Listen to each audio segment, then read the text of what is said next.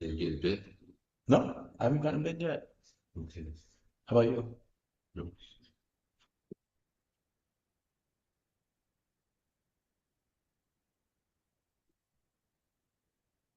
Hare Krishna, Hare please Krishna. accept our humble obeisances, Prabhuji. All glory to Srila Prabhupada.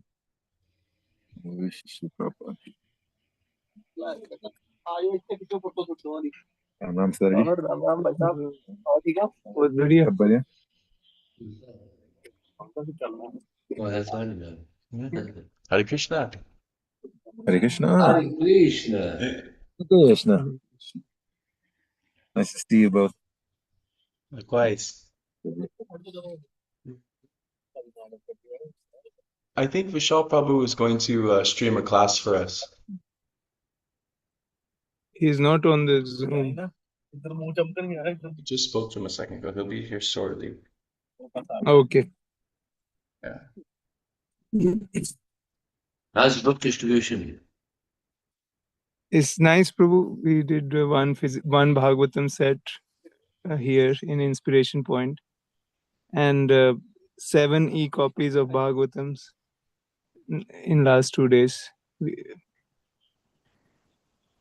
I did the 4th of July festival in Sunnyvale yesterday. Pretty How was good. it, Prabhu? Did 50 books in a couple hours. Wow. Hey. Jai Hari Bol. Pretty good. definitely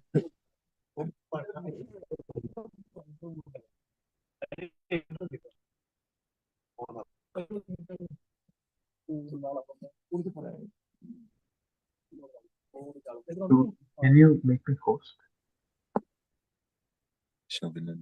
Never showed. I think so. What was that, Prabhu? I think Kalkana Prabhu is the host. So it's requesting Oh, for I am here. oh You understand? yeah Vishal ji nice to hear your voice Mm, Gotta change that from BYS to Bubba. Yeah.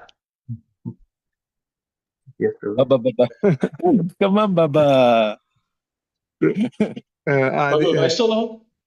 Tim Prabhu, you are the host. If you How can do I make not be the host? so you click participants. Yes. you gotta click the option young whippersnapper and then from there you go down to settings. That's you, Prabhu. Okay, I'm on participants, yes. In the participants, click ISV BYS and right click there, and then there should be an option make host. Participants. ISBBYS. Right click. So Make there host. should be a make Got it. host there. Yeah. Change host. Got it. Thanks, guys. And Vishal's the host. Yeah. Siddharji, Vishal. You can see Yes, sir. Kalkan Prabhu in action. Already talking to the young Siddharjis over here.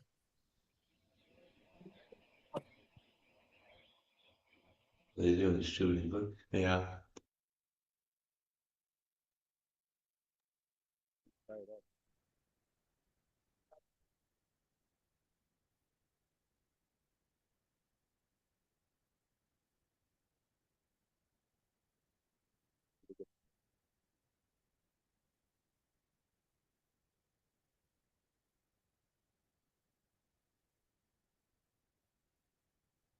Looks interested. Make out what they're saying. Exactly.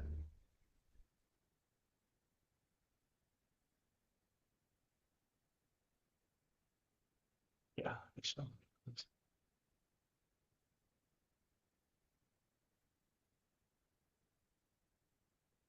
Beautiful out there.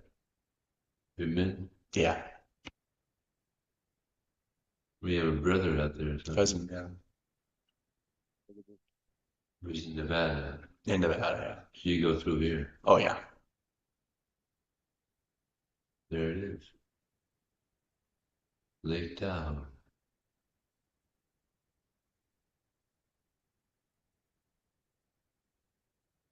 Adinath, are you guys like camping out there? They're in the van. In the van? Oh, that's cool. It's called El Dorado Beach, and it's down in the town. We just beach there because there's portables that are Tell me, Vishal.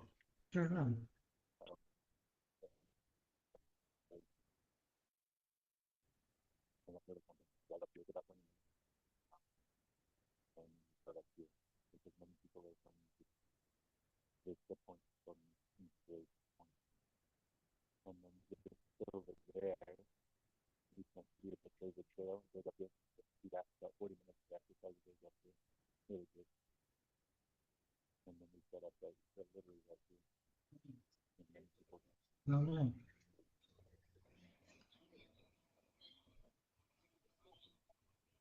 Oh,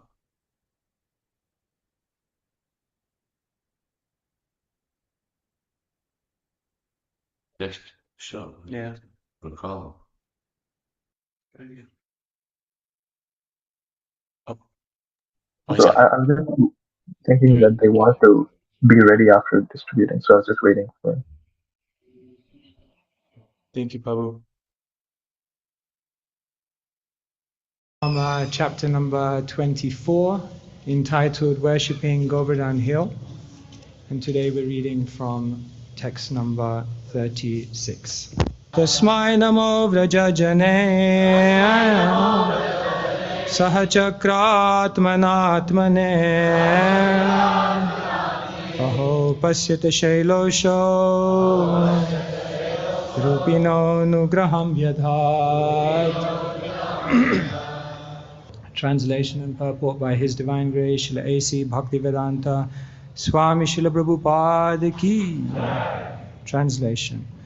Together with the people of Vraj, the Lord bowed down to his form, to this form of Govardhan Hill, thus in effect offering obeisances to himself. Then he said, "Just see how this hill has appeared in person and bestowed mercy upon us." Purport. It is clear from this verse that Lord Krishna had expanded himself and was appearing in his normal form among the festival goers of Vrindavan, while simultaneously manifesting himself as the great form of Govardhan Hill. Thus, in his form as a child, Krishna led the residents of Vrindavan in bowing down to his new incarnation as Govardhan Hill. And to all he pointed out the great mercy bestowed by this divine form of Govardhan. Lord Krishna's amazing transcendental activities were certainly in keeping with the festive atmosphere. Srila Prabhupada Ki. Om Ajnanatimidandhasya Jnananjana Shalakaya Chakshurunmilitam Yena Tasmai Shri Gurave Namaha Shri Chaitanya Manobhishtam Stapitam Yena Bhutale Swayam Rupa Kadamayam Dadati Swapadantikam Vandeham Shri Guru Shri Yuta Padakamalam Shri Gurun Vaishnavamscha Shri Rupam Sagrajatam Sahagana Raghunathanvitam Tam Sajivam Sadvetam Savadhutam Parijana Sahitam Krishna Chaitanya Devam Shri Radha Krishna Padan Sahagana Lalita Shri Vishakhanvitamscha He Krishna Karuna Sindhu Dinabandhu Jagatpate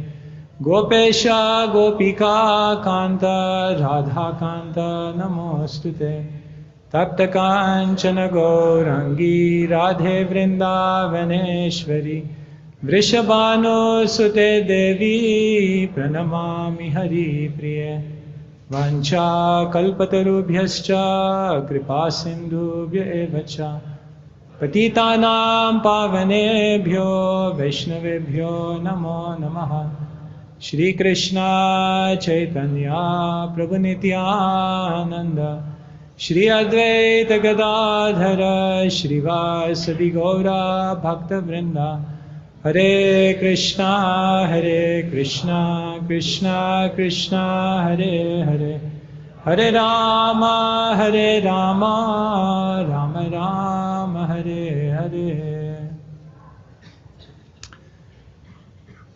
In his invocatory verses before he begins commenting on the Bhagavatam, Vishwanath Chakravarti Thakur in his infinite humility cites one verse. Mama Ratna Vanig Bhavam Ratnanya Parichimbita Hasantu Shanto Jiremi Nasasvanto Vinodakrit. Vishwanath Chakravarti Thakur, he says, I'm about to embark on trying to explain and elucidate on the teachings of the Bhagavat, but I have to admit, Mama Ratna Vanig Bhavam, I am like someone who has opened a shop of jewels, Ratnanya Parichinvita, but I know nothing about jewels. Vishwanath Chakravarti Thakur in his infinite humility says, I am so audacious that here I am about to embark on this task. I am like someone who's opened a jewelry shop who knows nothing about jewels. And in the same way, I'm trying to explain the Bhagavatam. But what is driving me forward? Hashantu Shanto Jiremi. There are many saintly devotees out there, and maybe they will smile, maybe they will laugh, maybe they will be entertained by my attempt.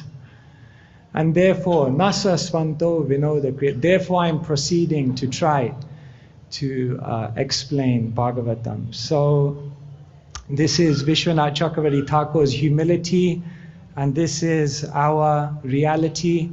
So it's very uncomfortable for me to be sitting here, because as I look out, so many Vaishnavas who are more senior, more realized, who have performed unlimitedly more sacrifices for the movement before me. But maybe you will be entertained by my small attempt to share some words here. So with your permission and your blessings, we'll try to speak on this beautiful verse of the Bhagavatam. Krishna says in Bhagavad Gita, Yad Yad Achariti Shreshtas Tattareva Taro Jana. As great people do, common people follow. And so Krishna says, even I set the example. So Krishna, as he tells all of the residents of Vrindavan that we must worship Govardhan Hill, then Krishna is the one who's leading from the front and explaining what is required to worship Govardhan Hill. And one of the very first things Krishna does, Tasmai Namo Vraja Jane. Krishna bows down. Krishna offers obeisances. Krishna sets the example that bowing down and offering obeisances is such an important part of spiritual culture. Probably when you come to the Hare Krishna movement, it's one of the first things you learn, that you have to bow down. In fact, you think, my God, how many times do we have to bow down in a day? Isn't it? And then till the final days, we're bowing down. Bowing down is so much a part of our culture. If we look at the culmination of the verses of our philosophy, then the culmination of the Bhagavad Gita is contained in one verse. And what does Krishna say? Manmana bhavamad bhakto madhyaji mam namaskuru. Krishna says, become my devotee, engage your mind always in me, worship me, and bow down to me. The culmination of our philosophy of the Bhagavad Gita, Krishna is stressing, bow down. When Chaitanya Mahaprabhu speaks with Ramananda Rai and he's trying to elicit the answers as to what is the ultimate goal of life, then Ramananda Rai is offering different answers, and Krishna's Chaitanya Mahaprabhu says, Eho bhaya, aage kaho aar, say something more, say something more. And finally, Ramananda Rai reaches one verse and Mahaprabhu is satisfied. And what does Ramananda say? Jnane prayasamudapasya namanta eva Jivanti sanmukharitam bhavadiya vartam. What is the goal of life? Just throw away all speculative knowledge. Jnane prayasam udapasya. And then what should you do? Namanta eva. Bow down. Jivanti, engage your life. San mukharitam bhavadiya vartam. In hearing the talks of the Supreme Personality of Godhead. Again, bow down, offer obeisances. So this is such an important part of our Vaishnav culture. Krishna is doing it himself, offering obeisances. Krishna is saying it himself, offer obeisances.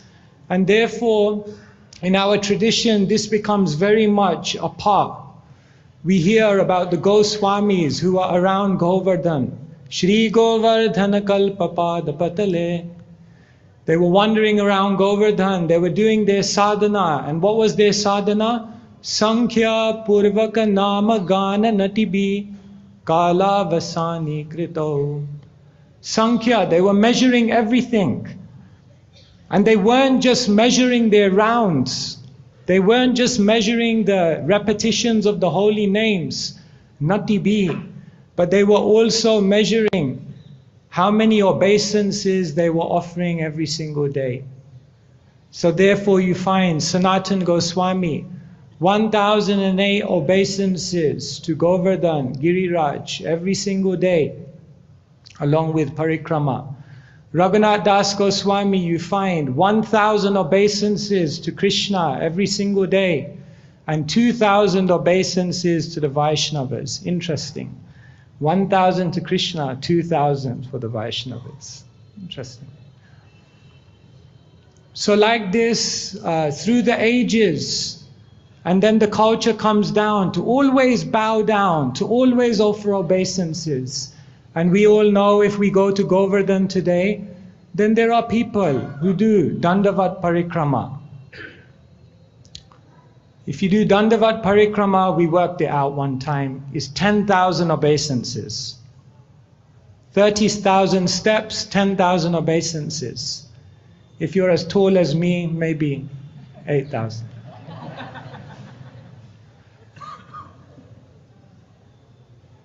And some people make the vow of 108 obeisances on one spot. So then you can do the maths. 1 million, over 1 million obeisances. Maybe that could take 7 years, 8 years, 9 years. So this culture is there to bow down, to offer obeisances. And it's not just a physical act. It's not just a ritualistic act, but it's an act which is bringing about a very deep mood. You see, in colloquial English, they often say you have to stay grounded. Or if someone becomes very unreal or proud, they say your head is in the clouds. So our tendency is always to rise up, to try to go up. One English writer, he says, when you spend your life looking down on others, then you will not be able to ever look up and see the grace of God. Because our tendency is always to go high, be proud, and then look down on others. Therefore, the idea of obeisances, the idea of bowing down is to go down, to go so low, to become so grounded that there's nothing below you, that all you can do is look up and look at the magic of Krishna and the Vaishnavas and appreciate that. So to keep going down, to keep paying obeisances, this is not just an act, but really what it's talking about is to actually become humble, to actually really develop deep sense of humility. Tranadapi sunichena, lower than the grass, lower than a blade of grass. So when we bow down, this is actually the reason why it's so important, because bowing down is synonymous to becoming humble, to developing dainya. Because without dainya, there is no prema. Without humility, there is no love. And so, when I was reading this verse of Krishna paying obeisances, through my mind, so many stories of obeisances were coming in my mind. And I concluded that there's 3 types of bowing down. There's 3 types of obeisances. The first type of obeisances is forced obeisances. The second type of obeisances is induced obeisances. And the third type of obeisances are obeisances which are offered out of culture. And I'll explain what I mean. The first type of obeisances, the first way in which people will bow down in this world is not because they want to, but because they're forced to. In London, we have our very dear devotee, Rupa Vilas Prabhu, a disciple of Srila Prabhupada. And he once said in his class that, my dad told me 2 things. Number 1, never bow down to anyone. And number 2, nobody knows whether God exists or not. He said, my dad always told me these 2 things. And then I sat in front of Srila Prabhupada in a lecture, and Prabhupada said, Krishna is the Supreme Personality of Godhead, and you have to bow down to him. Hare Krishna. There goes that piece of advice out of the window. Never bow down to anyone. Giriraj Maharaj also writes this in the introduction of his book, that one person came to Srila Prabhupada and he said, Swamiji, I respect you, but I don't think anyone is greater than me. I don't think anyone is less than me. Therefore, I don't bow down to anyone. And what was Prabhupada's answer? Either you bow down now. Either you bow down now to the sadhu. Either you bow down now to Krishna. Either you bow down to the lotus feet of Lord Nityananda, whose feet are like the cooling moon rays. Or you will be forced to bow down to death. Mrityu sarva haraschaham. Death will come and death will take everything from you, and then you'll be forced to bow down. You're telling me you don't want to bow down, but you have to bow down to disease. You have to bow down to old age, and ultimately you'll have to bow down to death. So either you become humble and you bow down now, Prabhupada told him, or ultimately you will be forced to bow down. One type of obeisances is forced by the wheels of time. Forced obeisances. One type of humility is forced humility. When we become humiliated, when we become broken down by the world, then we become humble. And then we have to become open to Krishna. We sometimes think of Dhritarashtra, who was hearing so much good advice from so many personalities, but somehow it was not penetrating. When Krishna came to give Dhritarashtra good advice, Dhritarashtra said, Krishna, your words are like lightning. In the moment when you speak, they create an incredible illumination. But the very next moment, I'm engulfed by darkness. So Dhritarashtra could not hear. But then what happened at the end? After Vidura, who was on his pilgrimage, decided, let me come back one more time and try to explain to Dhritarashtra what he should really do. Then at that time, Dhritarashtra had a change of heart. Because maybe at that time, Dhritarashtra had become humbled. Everything was lost. All his sons were died. His honor was finished. Everything taken away by the waves of time. And therefore, that humility came. And therefore, when Vidura told him, your hair's falling out, your eyes are failing, your back is going, you've lost everything, now leave. Dhritarashtra said, yes, okay. I'll leave. So one way to become humble is by the crushing workings of material nature. Burijan Prabhu, he stays at Govardhan. And one time he saw, you know, the sugarcane machines they have? Wow, they're so loud. these sugarcane machines. So he saw one of these sugarcane machines, you know, where you put the sugarcane in and then the juice comes out. And he made a beautiful prayer. He said, may the hard, crushing wheel of life extract some humility from my offense-hardened heart, and may the nectar of that humility give rise to pure love for Krishna. Such a beautiful prayer. May the hard, crushing wheel of life extract some humility from my heart, which has become so hard by offenses, and may the nectar of that dainya, that humility, give rise to pure love for Krishna. So some people bow down because they're forced, and some people become humble because they're forced. But there's another type of obeisances, and that is what I call induced obeisances. Once there was one great king, Maharaj of Burdwan. He had heard about Bhaktisiddhanta Saraswati Thakur. Some great sadhu has come, you should go to meet him. So he said, okay. He said to his friend, I'll go and meet Bhaktisiddhanta, no problem. I'm happy to meet a sadhu. But as he was walking, his friend was telling him, you know, you please, you know, be humble. You're meeting a sadhu, you should be a little... He said, look, he's an important man, but I'm also an important man. He's a Maharaj, I am also a Maharaj.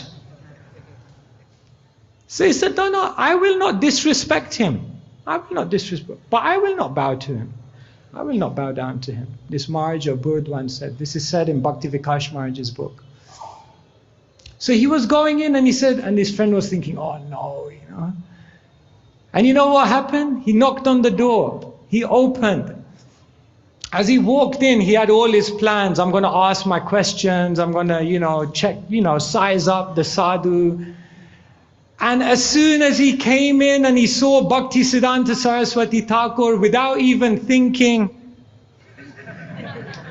he said, I don't know what came over me, my head just went down. And he realized that when you come in the midst of someone who has so much purity, when you come in the midst of someone who has so much presence, you're forced to bow down. You're induced to, not forced, you're induced in your heart, I must bow down. This is a superior person. I should bow down.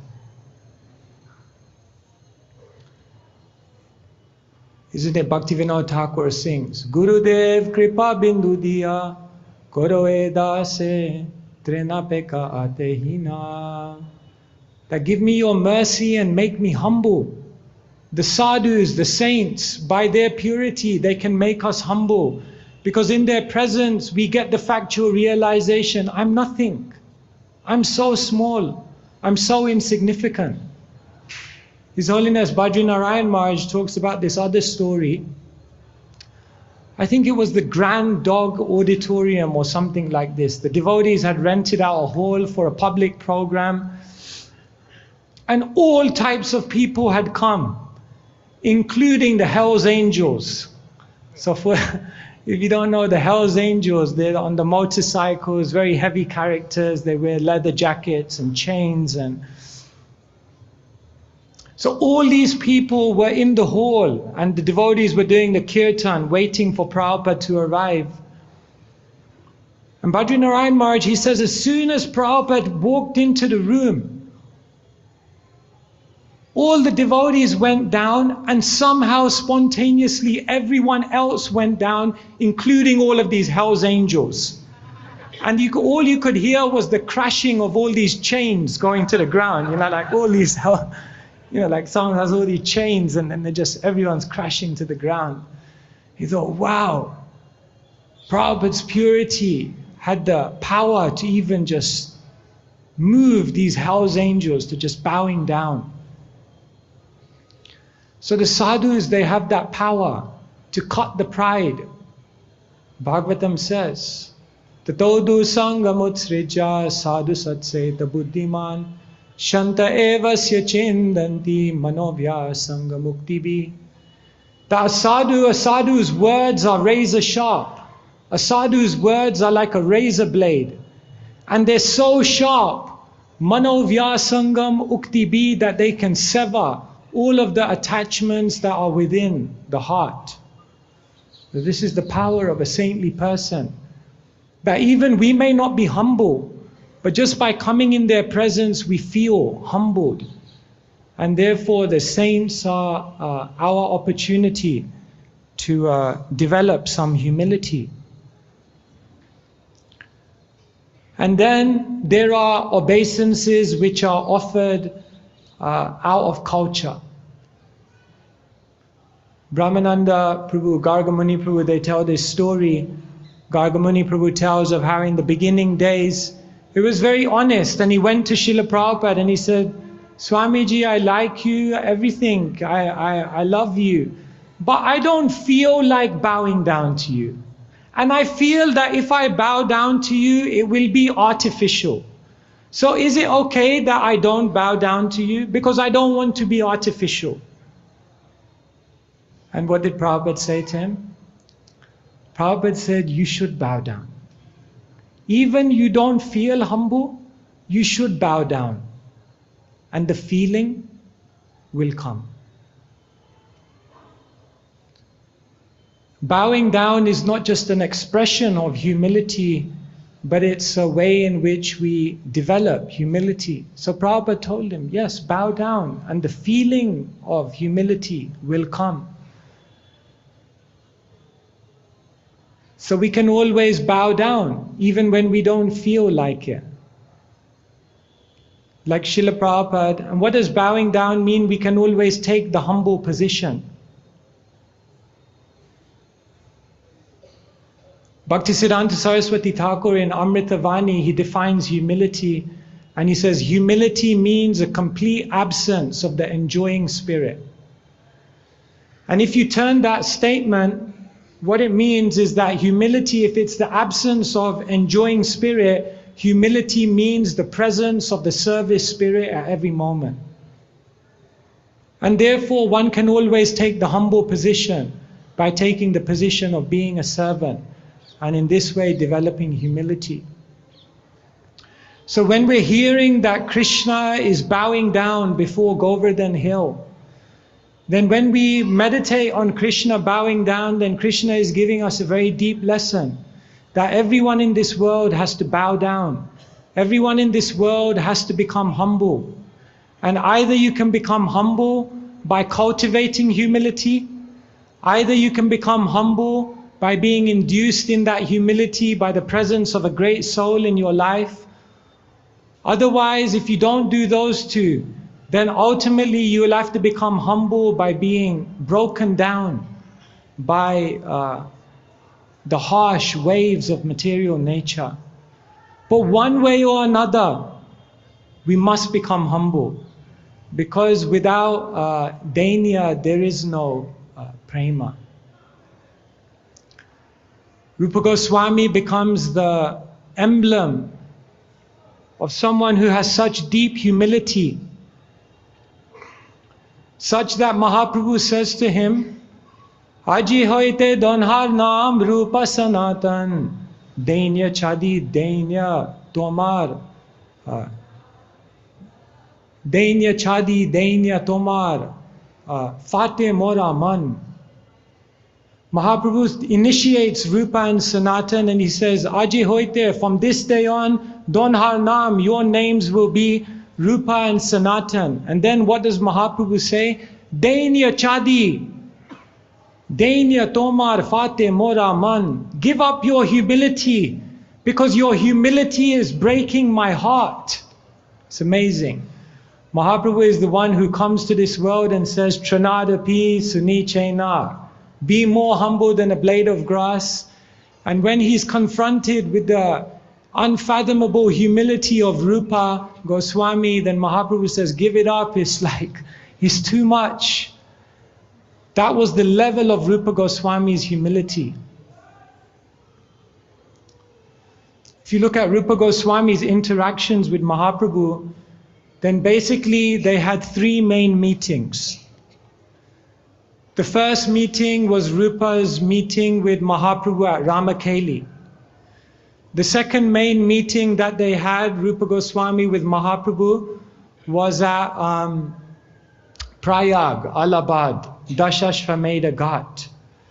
And the third major meeting that Mahaprabhu and Rupa Goswami had was at Jagannath Puri for 10 months.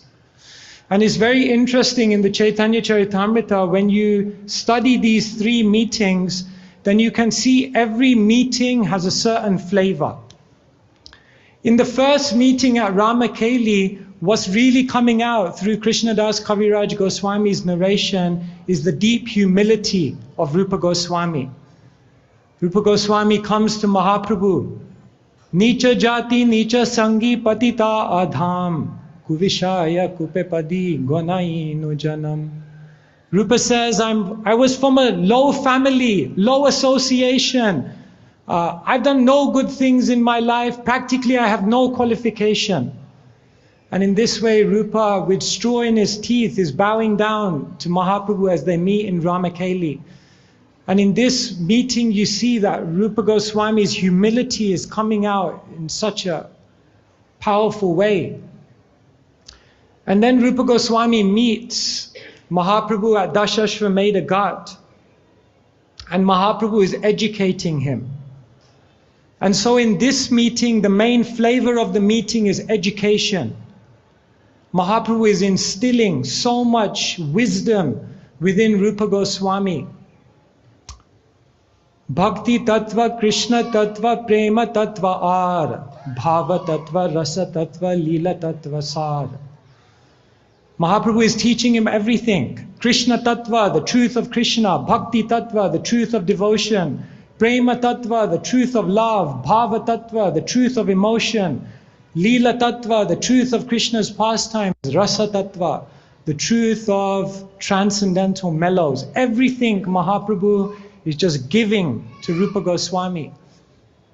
So in this meeting, you can see like education of Rupa Goswami is becoming like the main thing.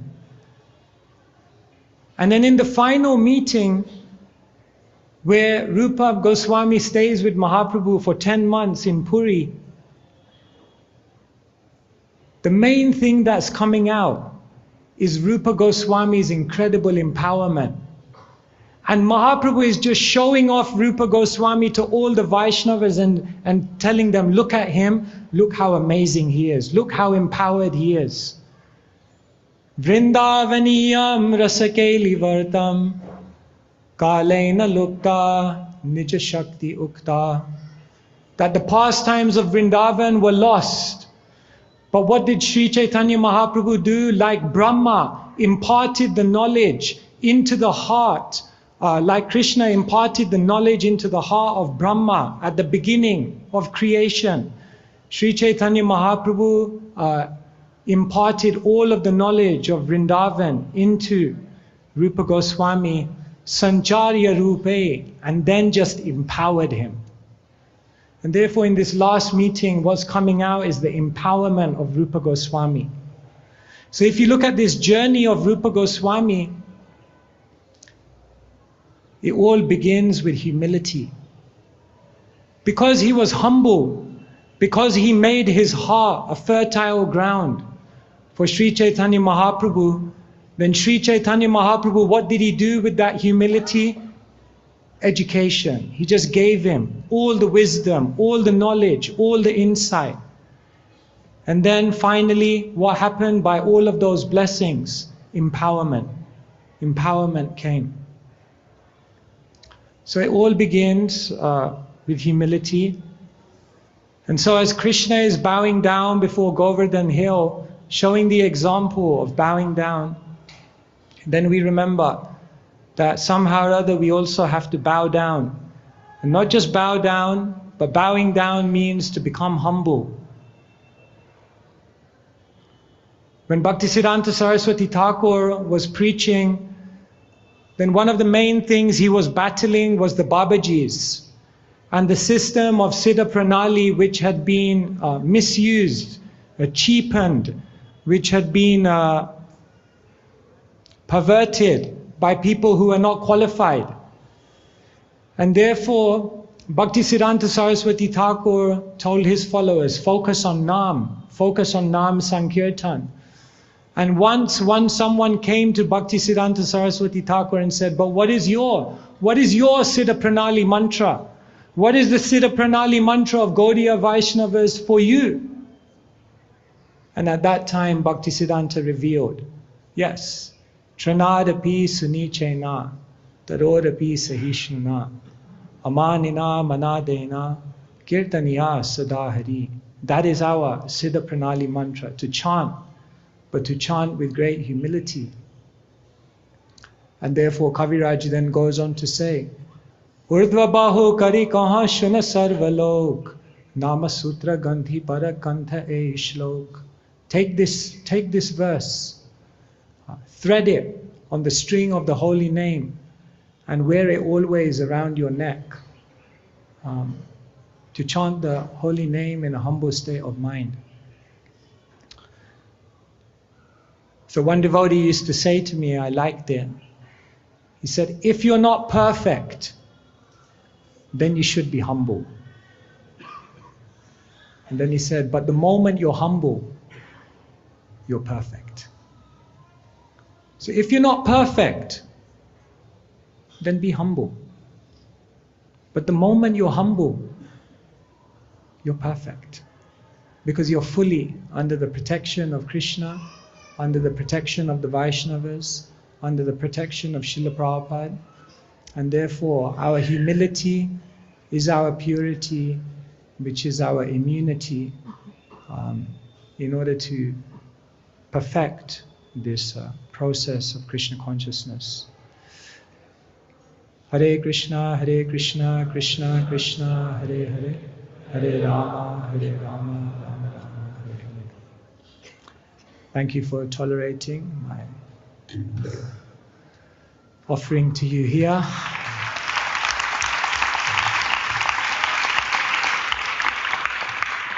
I can take some corrections, chastisements, or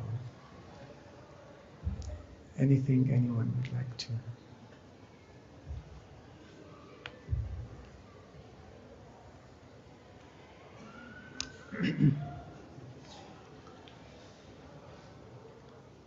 Very nice class.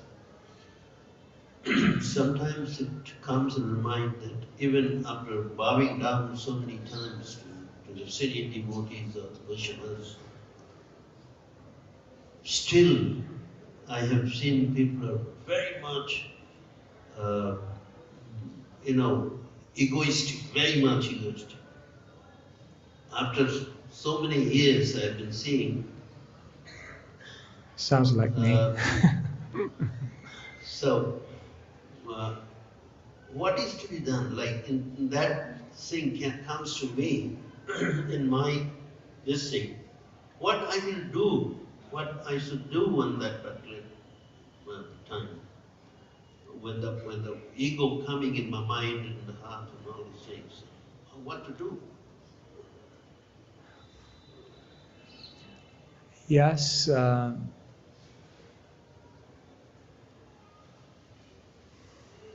Pride is one of the last anarthas, is such a powerful anartha. Pratistha, the desire for distinction, the desire for respect and fame. So we can understand it will not go immediately. So if we find that egoistic tendency remains within us, then therefore I mentioned these three things. The first thing we do is we try to put ourselves in the humble position. But then you're saying, we've done that for so many years, bowing down, but it's not working. Then we must pray that Vaishnavas will appear in our life who will humble us. Prabhupada said, I was only defeated once in my life.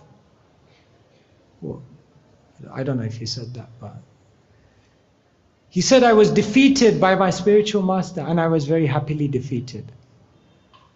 Chaitanya Mahaprabhu, of course, is Leela, but he was happily defeated by Ishvarapuri. Murkha tumi tomar nahik vedantadhikar, Krishna mantra japa sada ei mantra sar. You're a fool. You have no qualification to study Vedanta. Krishna mantra japa sada a mantra sar. Just take Krishna's names. So even we're learning from all of these situations that for most of us, maybe it will take a Vaishnav to appear in our life to humble us in that way. Of course, when we go in front of Srila Prabhupada every single day, we feel that Prabhupada has that presence, of course.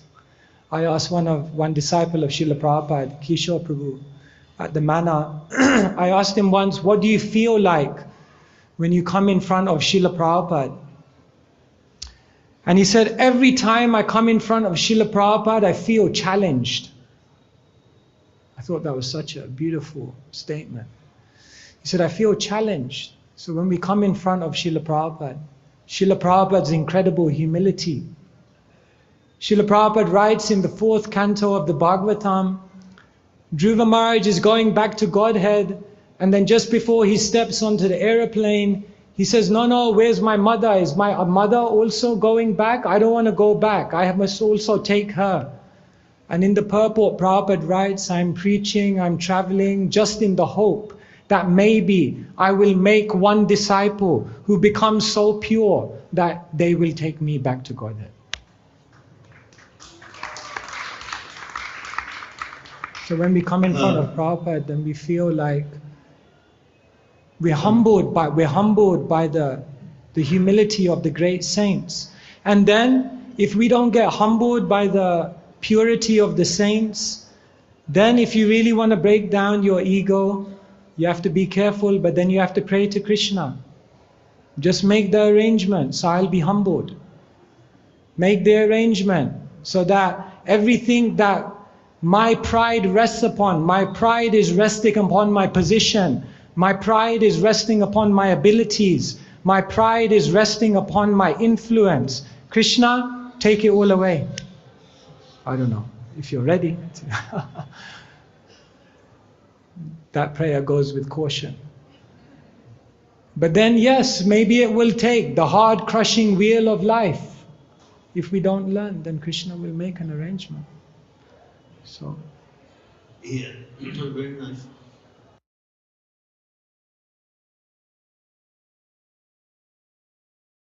I want a little bit help from you. That is, sometimes I read in the Chaitanya Kadanchana Smrite Jasmin, Duskaram Sudaram.